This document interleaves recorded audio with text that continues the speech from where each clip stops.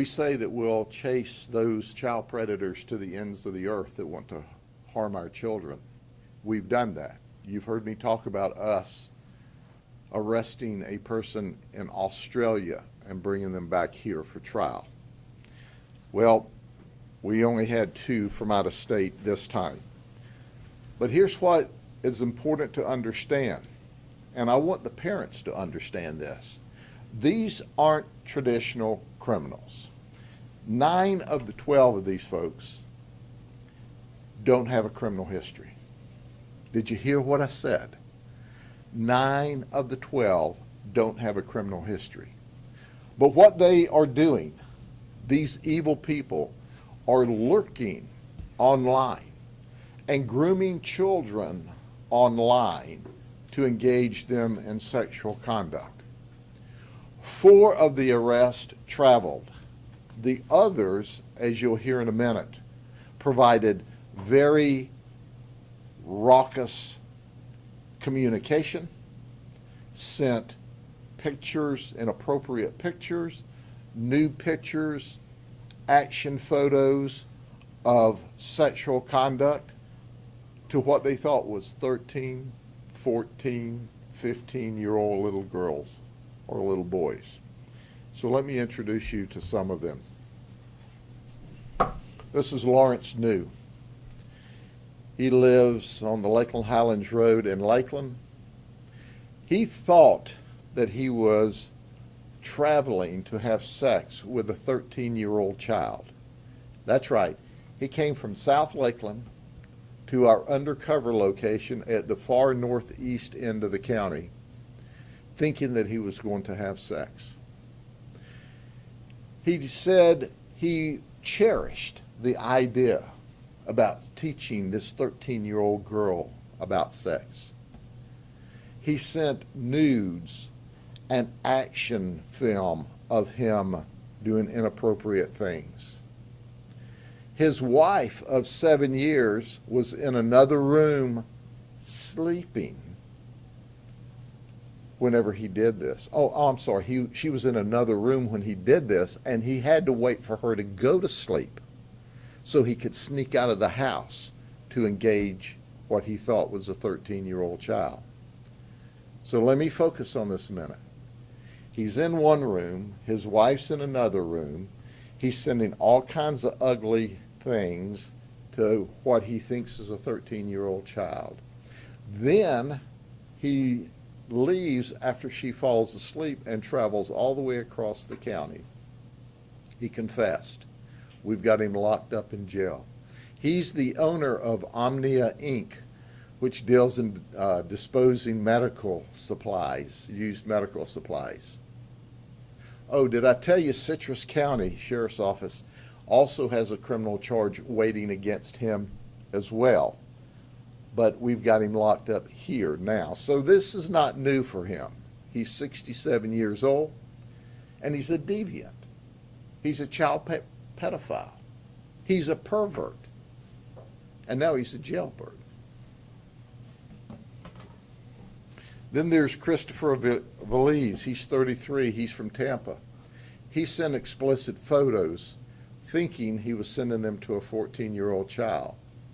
And he told her, I don't want to get in trouble, so let's keep this between us. Where does he work? He doesn't work. You see, he's at home on disability and SSI. That's right. So while all of us are going to work, earning money, paying our taxes, he's getting our taxpayers' money to sit at home and groom little children online. He didn't travel, but he instructed what he thought was the little 14-year-old girl to destroy the messages and the pictures because I don't want to get in trouble. Well, listen, ladies and gentlemen, what would an operation be? Either a pornography investigation or a predator operation or a human trafficking operation without a Disney employee. We always have a Disney employee, sometimes more. This is Zachary Hudson. That's right, he's a bus driver for Disney. He did not travel, but he sent nude and lewd pictures of himself. He thought it was to a 15-year-old girl. And he said to her while grooming her, what we said could get us all in trouble. And he said how he would like to wrap his arms around and feel her small, tiny body. Then he said, are you ready for this? You can't make this stuff up. I don't want to sound creepy. Well, you just sounded creepy. So he reiterated to what he thought was this little girl that she needed to keep it quiet. It has to be our secret. Because he said, I could go to jail. He said, but I'd risk it for spending some time with you. I'd risk going to jail. Well, when we arrested him, he confessed. Oh, newsflash, this will make Disney extra happy. He was doing this while he was on the clock for Disney. So if your bus was running late at Disney, he was busy taking pictures of himself and talking trash to what he thought was a little girl. Was that his Disney uniform in that photo? Yes. Then there's Timothy King. He's 26, from Clearmont. He rode a bike. That's right, he traveled. He rode a bike. This dude was on a mission. So you might ask the sheriff, how far did he ride a bike to have what he thought was sex with a 15-year-old child? 10 miles. Did you hear me? 10 miles. And he said, sometimes I get excited. He didn't use those terms, but I thought I would. He used much more graphic terms. He confessed. He said, I don't have any friends. And he was very cautious when he arrived at the house. He wanted to know about cameras. Are there any cameras? Yep, there's cameras. We got your picture. In fact, we got lots of pictures. We got pictures with your clothes on. Anyway. Then there's Zachary Clark from Tampa. He works armed security for Brink's National Guard. That's right, that was his job. So the next time you see a Brink's truck and they jump out armed to pick up the loot from the store, who knows what he's doing behind closed doors. He traveled. He thought he was going to have sex with a 15-year-old child. Boy, was he surprised when the door opened and there was sheriff's detectives and police officers to arrest him. He said he was kind of antisocial and he just did this to meet new people. He said, but don't worry, I didn't mean it. I was going to tell her mom. Well, that's as good an excuse as any when you're in a lot of trouble. This guy's 62. His name's Frank Butler. He's from Palm Beach Gardens. He's an administrator for BSG Hospitality. But he was in the Orlando area at a resort. So, hey, he thought he would confront a 13-year-old female. So he started the communication and he traveled. That's right. He traveled from the resort to meet what he thought was a 13-year-old female. You know what's interesting about that?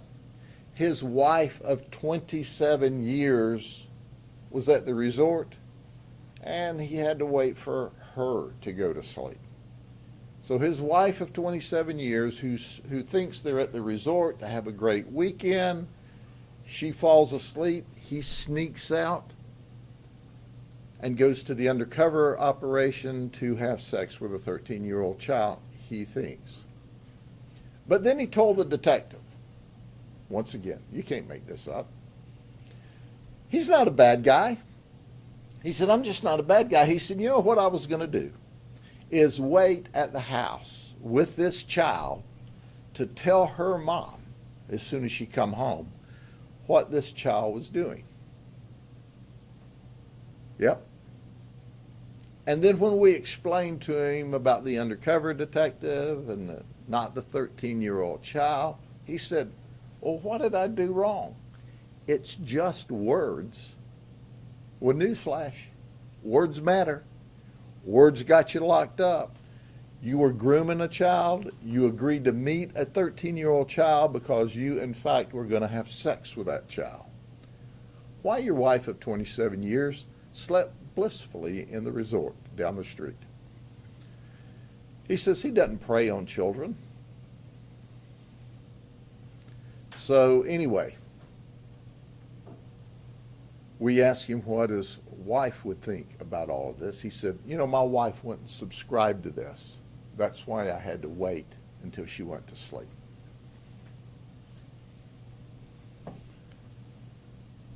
This is a stereotype of a predator and a pedophile.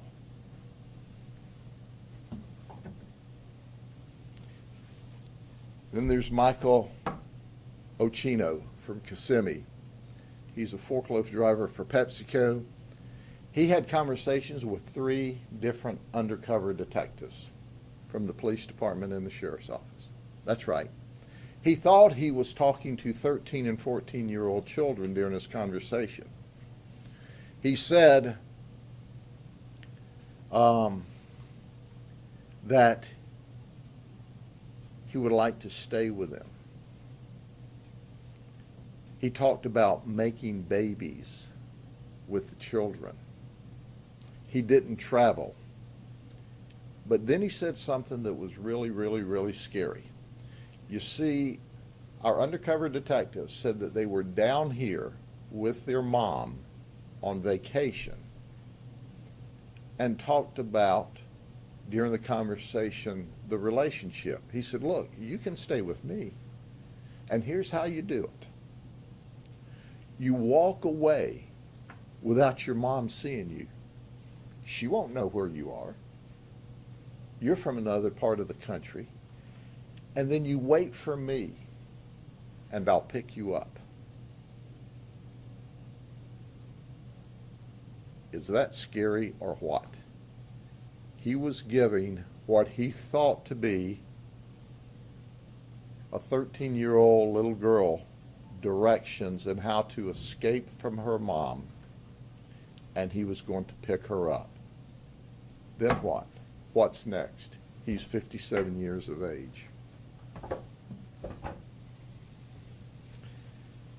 Here's a guy that didn't travel, but he communicated from St. Clair, Michigan.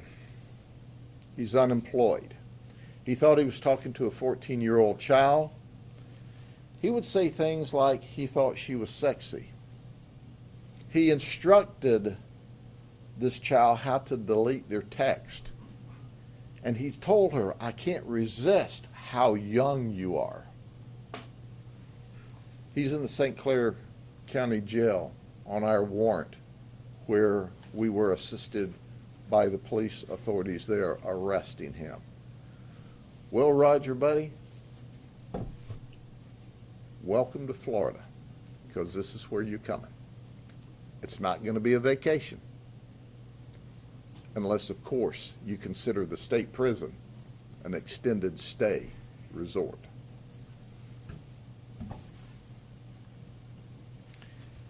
And then there's George Matthews. Here's what's interesting about old George. He's 66 years of age. He's from Ozark, Alabama. Are you ready for this? His job? He works at Fort Rucker. He's a Black Hawk mechanic. He works for M1 Support Services, which is a civilian company contracted to work on the Black Hawks. He sent very explicit images of himself to what he thought was a 13-year-old child. He did not travel but he said he would like to. He made statements to the 13-year-old that he was old enough to be her grandfather. And then he engaged in some very nasty chat. Well, when he came to work the next day and he crossed onto the base, the military police arrested him. By the way, that base, if you're not familiar with Fort Rucker, is the Army Aviation War Fighting Center. He had chats with his 13-year-old, not only while he was at home, but also while he was at work.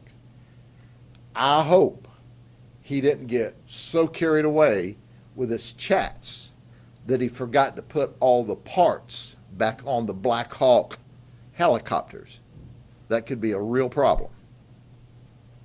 He's in the Dale County Jail, and he's not going to be flying here on a helicopter. I'll guarantee that.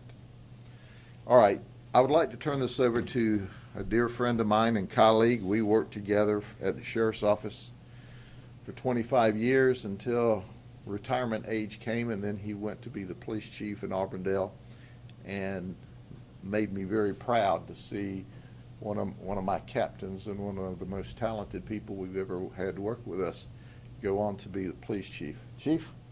Thank you, sir. So 25 years here and 10 years at Auburndale, 35 years in this business, and these things still bother me, and they make my stomach turn. And if you're a parent and you have kids, or you're a grandparent and you have kids that are dear to you, do what you can to protect them, because the internet is a dangerous place. Make sure that you're monitoring them. Make sure that you're having conversations with them. There are a lot of nefarious actors out there, and we just want parents and grandparents, people who are responsible for kids, to be aware of that, and to talk to their kids about it. It's an important conversation to have. So thankful to the sheriff and his people for putting this operation together, and always thankful for the opportunity to be a team player and a partner to keep this county safe. So thanks, Sheriff. Thank you, Chief. Next, we have Derek. Derek Blanton is with the Winter Haven Police Department.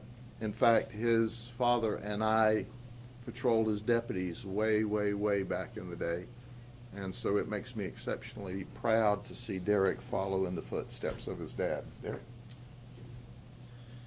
Good afternoon. The members of the Winter Haven Police Department are more than happy to have participated in this operation. We'll be more than happy to participate in future operations that may come about. We're dedicated to doing our best to protect our kids in these situations. And I think it serves as a good reminder for both parents and the bad guys that, you know, we have really good detectives. So does the sheriff's office and Auburndale Police Department that are really good at their jobs, and they won't hesitate to put you in jail if you're involved in this type of situation. Thank you to the sheriff's office and Auburndale Police Department for also participating in this and having us participate as well. Thank you. Our folks collectively are simply the very best in the business at investigating and searching out and looking for these predators. But parents, these folks will walk boldly into your home while you're there and groom your children if you don't know what your children are doing online. With that, is there any questions? It seems like not too long ago, we were here and you were talking about, you know, Child Protector 1, that operation that took place. Can you kind of describe the scope of this issue in Polk County? Well, you know, interestingly enough, the overwhelming majority of these people weren't from Polk County. But what we do is we throw a wide net. This time it went as far as Alabama and Michigan to arrest people. So, and my challenge would be to the police agencies and sheriff's offices who aren't doing these operations across the United States, why not? Because that's where the predators are. That's where the child pornographers are. They're all online. And they're looking for children to attack.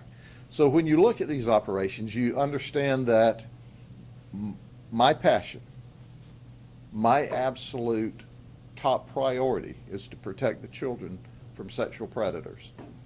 Children are supposed to be innocent, but at 13, 14, 15, they're curious.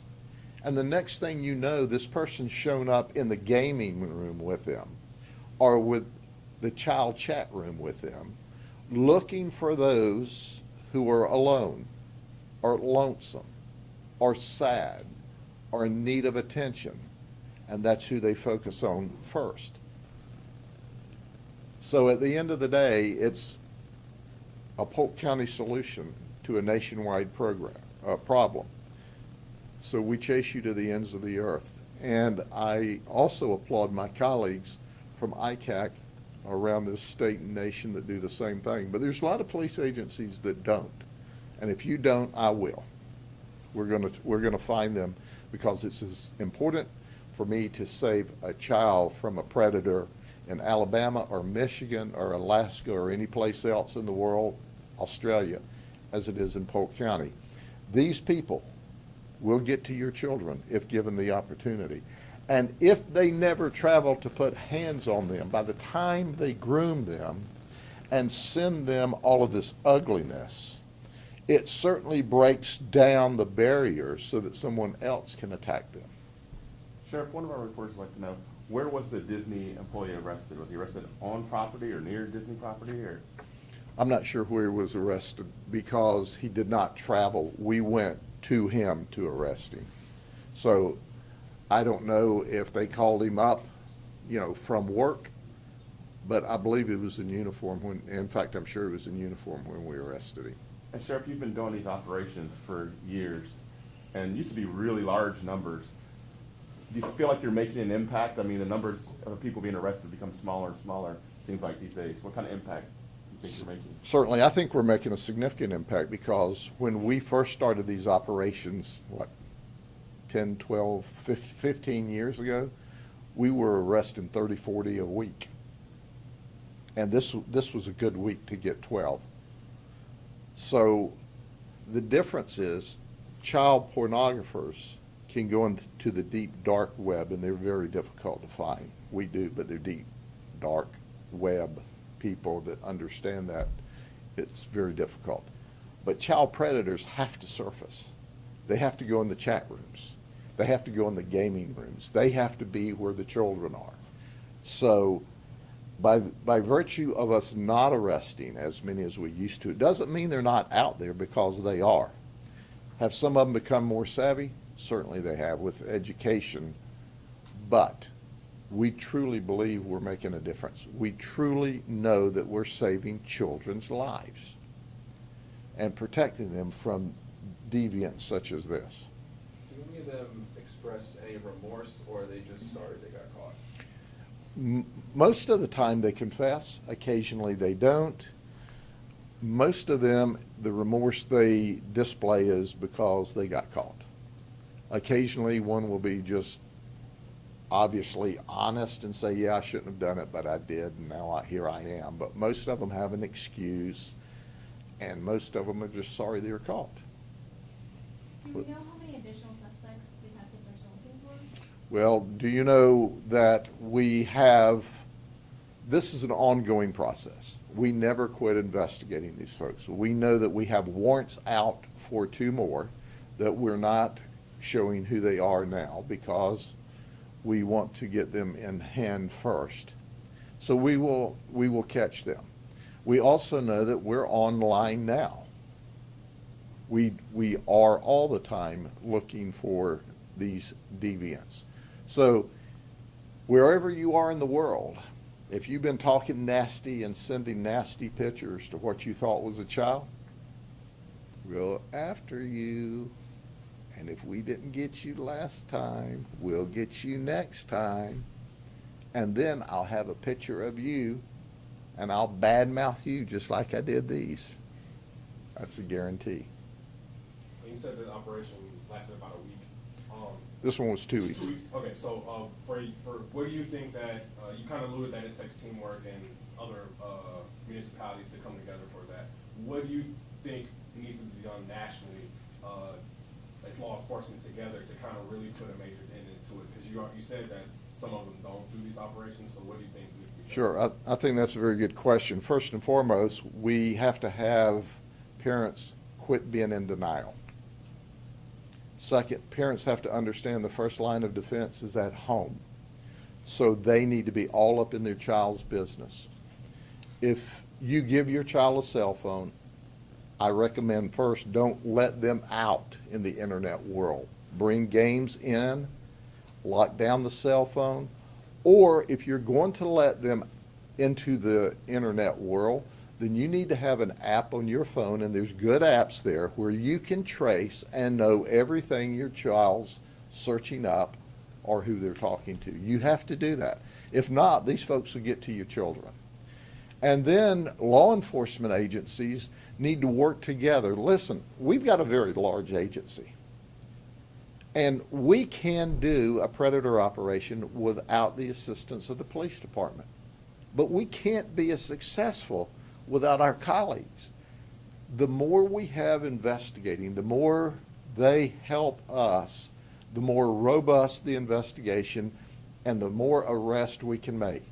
These police agencies that are standing with me today, and others that have been in past operations with us, are simply the very best.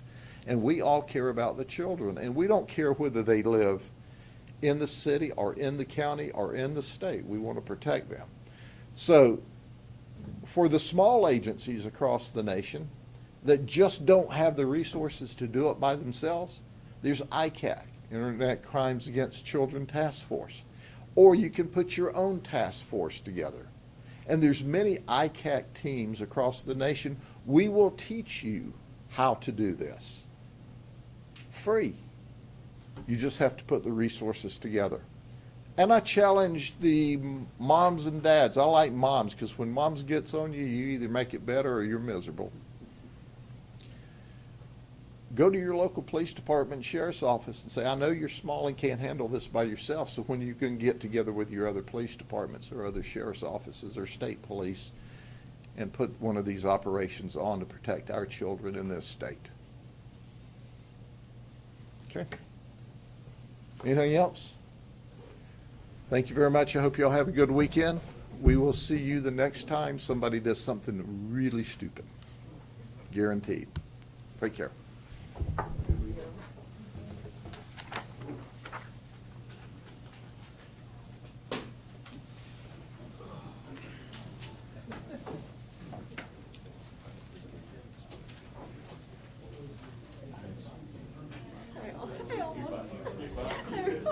Barely got up. I was like, You're oh, good. no. You're fine. It's like I can't do this twice. No, you're fine. Oh man. It really is always. I'm really not mean, I swear. Oh no. You're good.